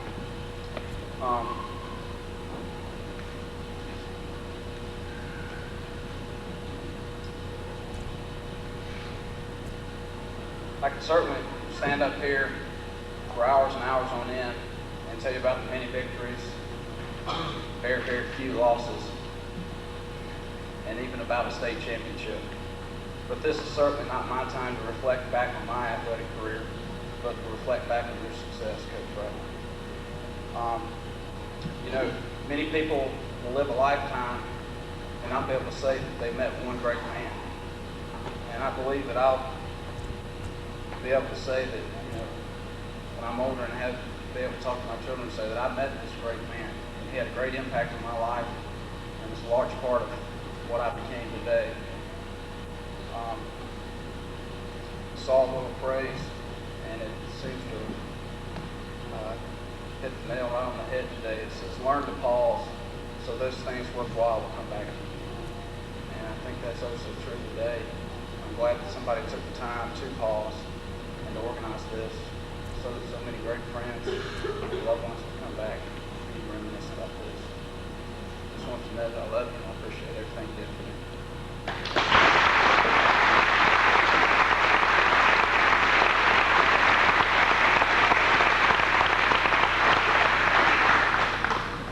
In 1987, your coaching years at George Walton came to an end.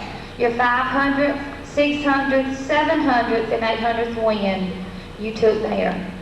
In 12 seasons with the George Walton boys, you accumulated a record of 243 wins and 61 losses.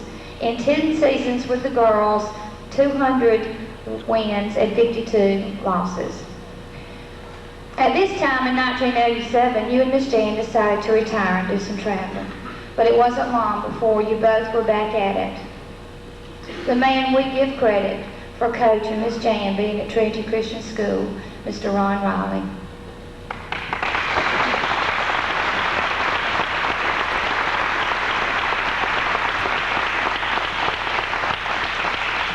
What is it that makes a full-grown man with gray hair cry over memories of someone who put him through what Coach Bradley obviously put many of his players through?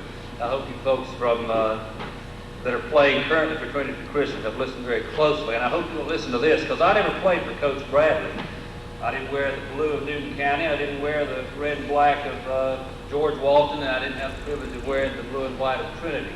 But he had a tremendous impact on my life, and you folks that are young right there playing for Coach Bradley, he'll have an influence on your life, and your life will have an influence on someone else. But let me share briefly how I was instrumental just in introducing. I got an assist. We've been playing basketball today. I got an assist. That's what I got with Coach Bradley, because I said I never played for him. But he affected my life tremendously as a young man back growing up in high school. I can remember reading the Atlanta Constitution about these guys right over here, about a team down in Covington, Georgia, Newton County Rams, and the Billy Shaws and the Tim Christians and the Wayne Halls and people like that. And lying on the front porch of my house reading that newspaper about the great Coach Ronald Bradley, who was already a legend in the 60s at that time, and wishing that I, as a high school player, would have the opportunity to play for someone like that. I didn't have the opportunity to do that, but a few years later, I went off to college, and my roommate in college, who was here and played on Coach Bradley's first state championship team, became my roommate and teammate on the college basketball team. And though already influenced by Coach Bradley through reading about his great team, does anybody who knew anything about basketball in the state of Georgia knew who Newton County was, I can assure you. Wayne Hall, who became my very dear friend, was in my wedding and so forth. He was in my wife's wedding also, as a matter of fact. Wayne was my roommate, and he played for Coach Bradley. And one day he says, "Why don't you go home with me this weekend? We'll go see the team play." I said, "Great." We went home to Covington that weekend, and we left about 4:30 from Wayne's house to go to the gym. I said, "Why are we going this early?" He said, "Well, you got to go to get in the gym. You got to go at that time to get in the gym." And something happened that game that affected me in the years later that I had the opportunity to coach. But we were sitting there and the game was going on. I'll never forget it. It was just full bore. We were packed up at the top of the gymnasium in the bleachers up there. And the game was going just full bore on the floor out there. The other team was playing. I believe it was a girls' team. I'm not sure. I don't recall exactly whether it was a girls' team, the preceding game, or whether it was the tournament game. But regardless of that, we were sitting there watching the game play. And about that time, the entire place stood up and started applauding. And I'm sitting there and wondering what's going on. I didn't see any great play taking place, and I tugged on Wayne. I said, "Wayne, what is it?" Wayne's standing up and applauding and cheering. The whole place is erupted. I said, "Wayne, what is it? What's going on?" And he says, "Stand up. It's the boys. They're going to dress. They're going to dress." And the boys' basketball team, I was sitting over here, and the boys' basketball team was walking down that side over there. And I'll never forget that because they all had on those blue blazers, and they were walking down that line going to get dressed. Now, a few years later, Coach, and young people, this is how things affect you. A few years later, as I coached, every team I ever had wore those blazers. It was a different color, Coach, but they wore those blazers. And you had an effect on our lives. And I'd like to think that in some way, that you instilled in me, someone you didn't even know, had an effect on my life and hopefully had an effect on other people's lives as well. I'd retired from coaching. I'm not like Coach. This guy's been coaching since the Mayflower, and probably,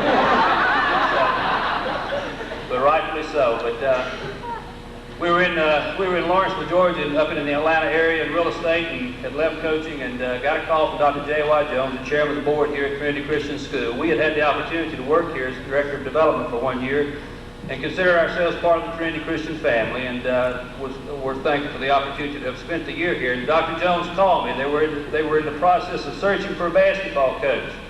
And he asked me, he said, "Ron, do you have any suggestions on someone we might call?" And I said, "I certainly do, but you can't get him."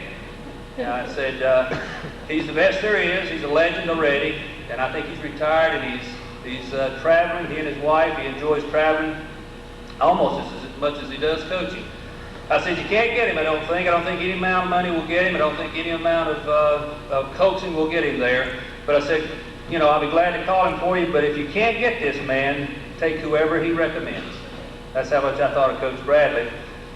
And Dr. Jones, who is one of the men that I respect most in my life, fortunately took that recommendation and made the call to Coach Bradley. And Coach Bradley, after some real anguish, I think, about leaving, some travel and so forth, came and became a part of the Trinity Christian family.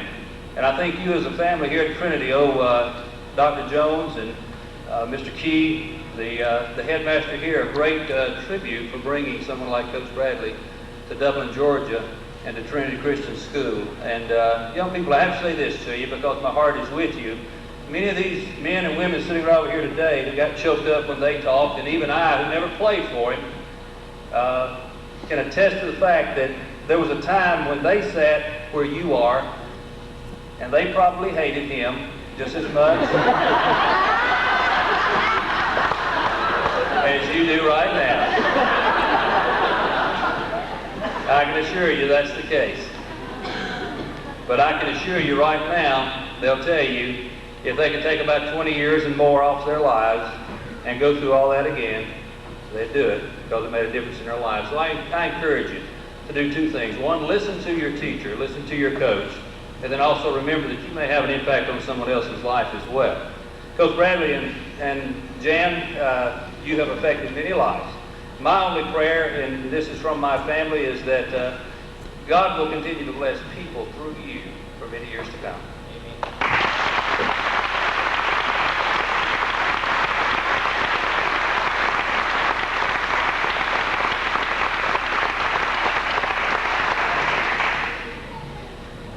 I sure am glad you came. And here you remain. Since you first came in 1989, you have taken our girls to 3 straight region championships. And this year, we are a strong contender for that title once again.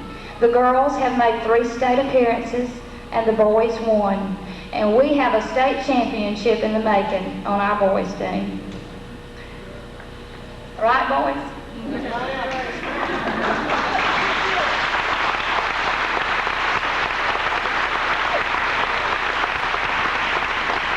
Of course, they're all going to graduate at one time.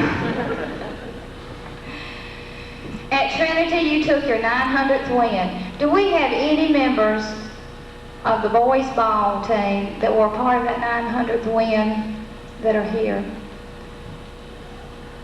Okay. Most, I know they're in college. Who? Chris? Well, stand up, Chris.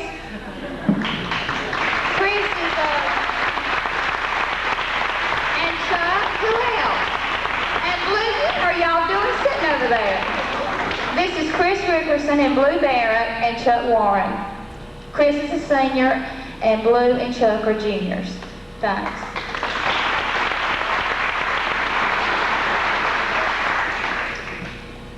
On January the 19th, 1993, the Trinity Lady Crusaders took your 1,000th win.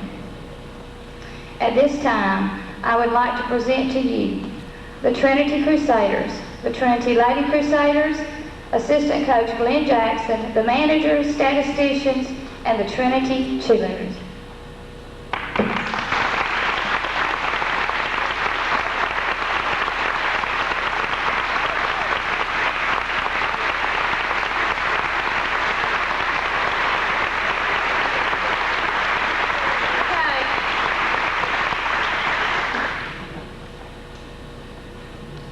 Now, y'all gonna do it from there? No, y'all come out here.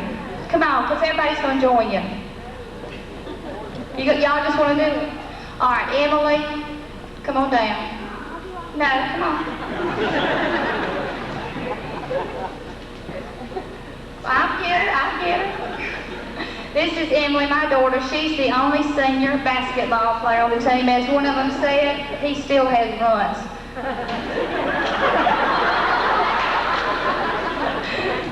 Chris Rickerson, who is our only senior basketball player on the boys team, and Christy Garrett, who is our only senior cheerleader. Your 1,000th win took place at home, Coach Bradley, something we all hoped and prayed for. Following that win, the boys made it 1,001. We played the Oak Bowl Raiders. Now, had we been on the road, there's something that we would have heard coming out from the bus. Now, this is a little tribute to Coach Bradley. It's their version of the Rooster song.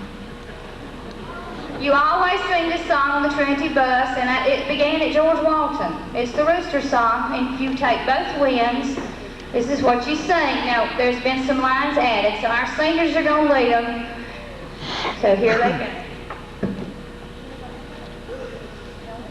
All right, okay.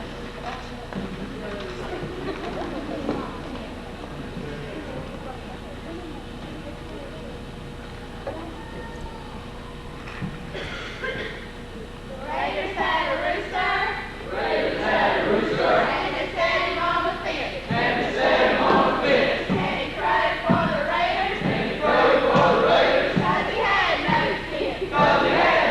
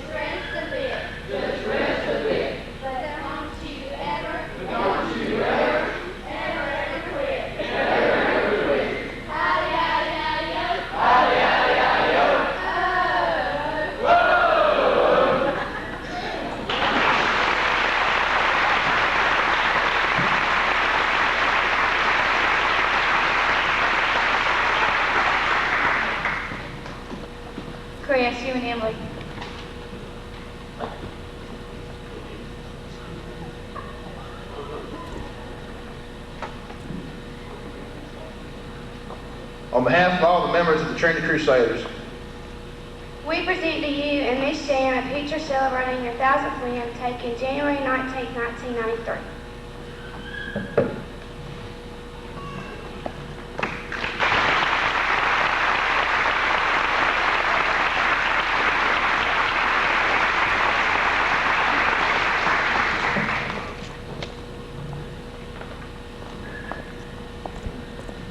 I'd like to say just a couple of things real quick. We have video cameras going. If there's anyone here that'd like to say something to Coach and Miss Bradley, you can get it on the video. And at this time, I would like to present to you Dr. J.Y. Jones, Chairman of our board, and Mr. Ron Key, Headmaster of Trinity Christian School.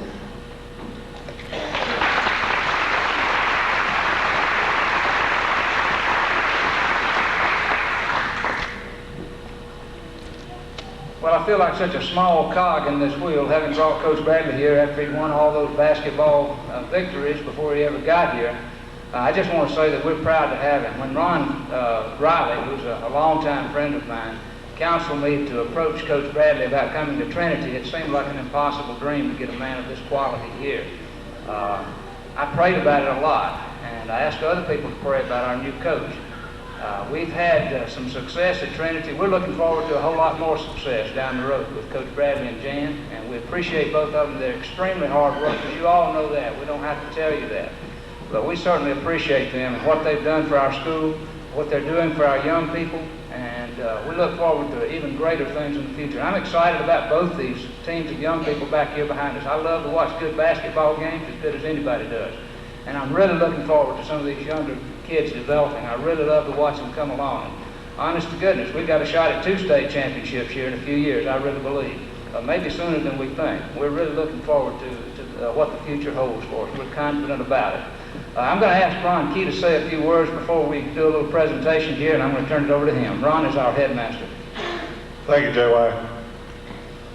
As, I don't know if you'd call J.Y. and I the hosts for this, I want to do something because you might need to stretch. We've been here a little while. And I'd like to do it this way. You know, we've been very magnanimous to ask you folks above the gnat line back down to us, especially when you look back and see that George Walton beat Trinity Christian School the year before I came here in the state championship. You know, I thought it was real nice of us to invite you down.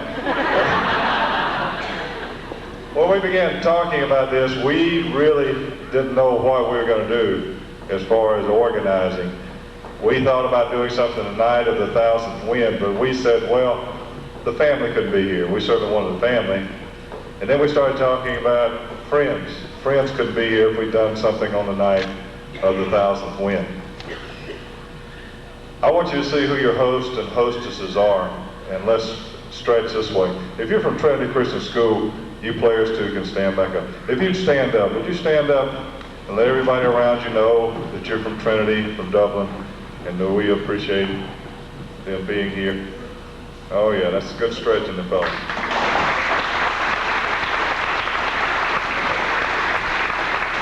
Now I know some of you are going to overlap. And Coach, you don't have to stand up every time, but I see you jumping up and down. If you're from Newton County, or if you knew him at Newton County when he was one of the Rams, we used to keep up with the Rams because we were the Rams across the river over here on the other wrong side of the tracks too at East Orange. So we'd read about the Newton County Rams. If you're from Newton County, would you please stand?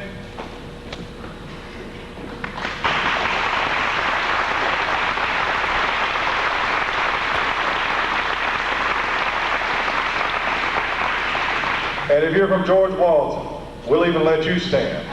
If you'll please stand if you're from George Walton.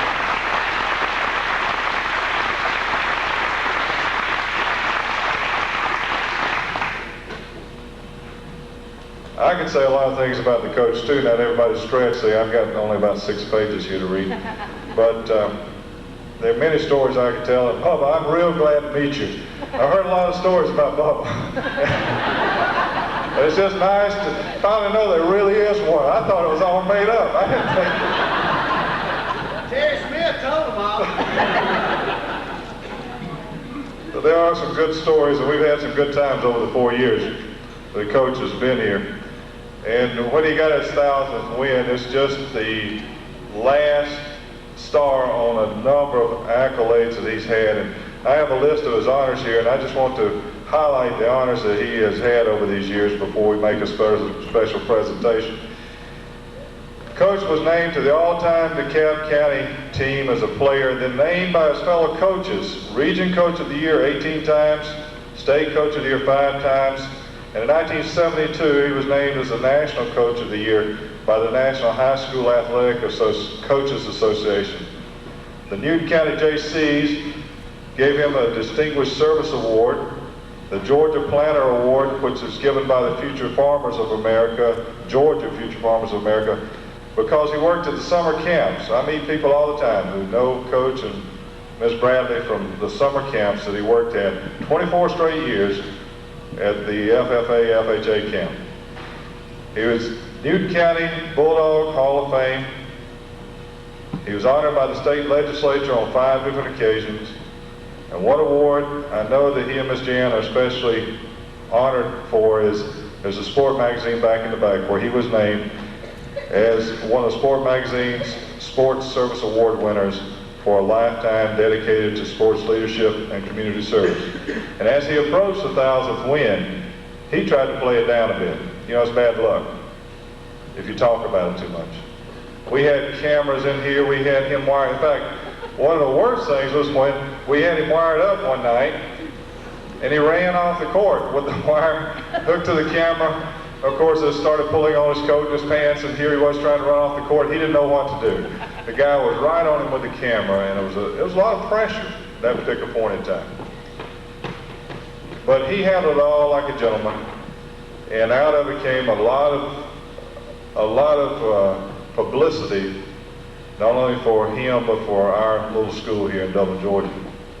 And I've never known anyone who's been on Paul Harvey's program before. But did you know the coach made it the other day? Paul Harvey recognized Coach Ronald Bradley for his 1,000th win at Trinity School in Dublin, Georgia. And I think that is great.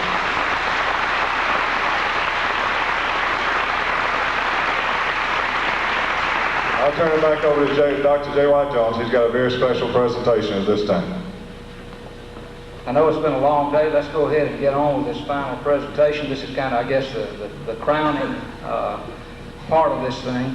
I've been mulling in my mind whether to present it first to Ron or first to Jan. And I think I will go with Jan's presentation. We'll let ladies go first here.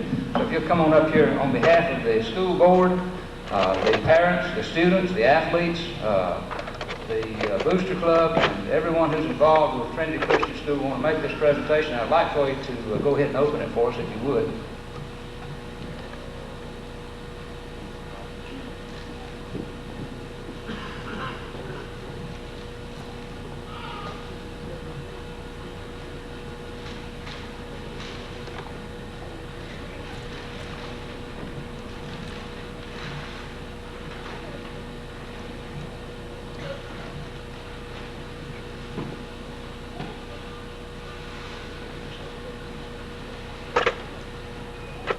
I'll read the inscription on it. It says, it's a silver platter, and it says, Mrs. Jan Bradley, you were there, 1,000 wins, 1958 to 1993, Trinity Christian School.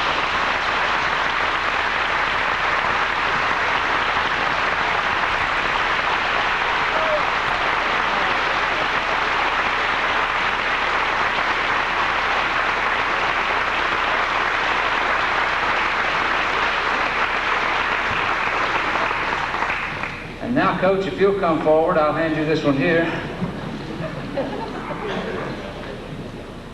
Let me ask Diane to come up here. Come on, Diane. Go ahead and open it, Coach.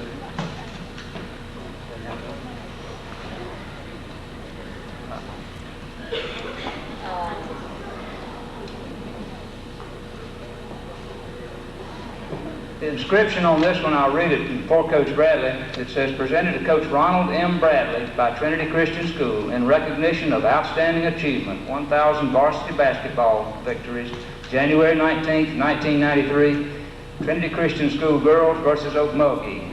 74-30.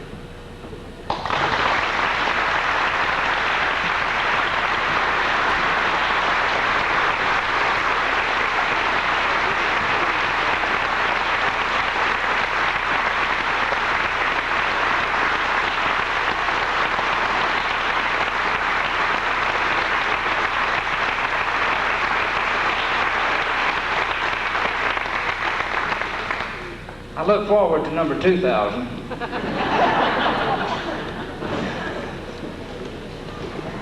I want to recognize Diane Wages. I asked her to come up here. She did the lion's share of the work of putting all this together, and I know you know how much trouble it was to do this.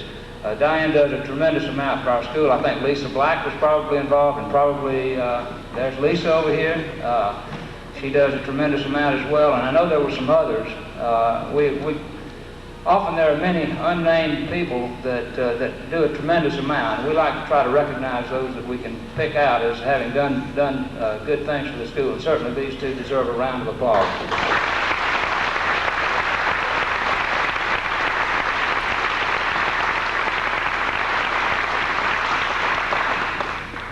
We're going to call an end to this now. There are refreshments outside. We hope all of you will stay around and fellowship. I don't know if Coach Bradley needs to say anything or not.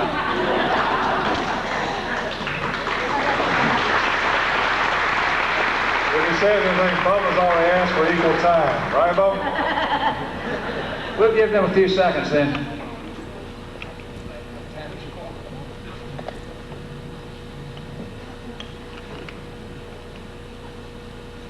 I'm just pretty well speechless right now, but this is just a great, great day, and I just want to give God the glory for putting us in a profession where